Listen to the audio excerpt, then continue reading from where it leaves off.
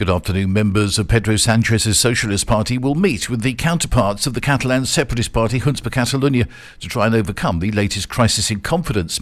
A new round of contacts in Geneva with the right-wing separatist party, led by Carles Puigdemont, aims to regain the trust of Junts, which it has lost in recent months. On Monday, Puigdemont called on Sanchez to face a vote of confidence in Parliament, accusing the Prime Minister of being somebody not to be trusted.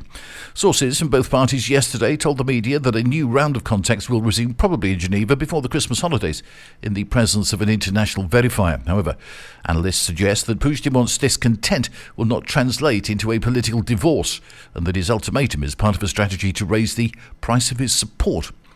Spain's European Union harmonised 12-month inflation rate reached 2.4% in November, its highest level since August, stoked by an increase in energy prices.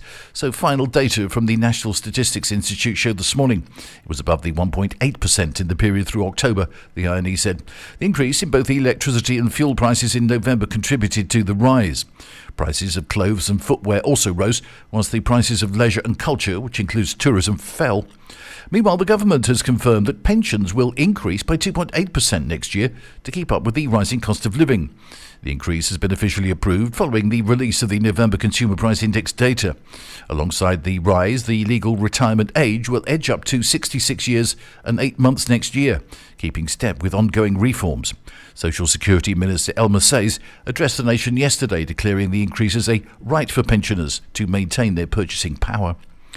And Spain's public debt fell to the equivalent of 104.4% of gross domestic product at the end of the third quarter, so the Bank of Spain said this morning. The debt-to-GDP ratio at the end of the third quarter was lower than the 107.4% registered in the same period in 2023, and lower than the 105.3% at the end of this year's previous quarter, so the central bank said. The government expects the debt-to-GDP ratio to fall to 98.6% in 2027, from an expected 102.5% at the end of this year. That's the latest from TRE. I'm Bob James.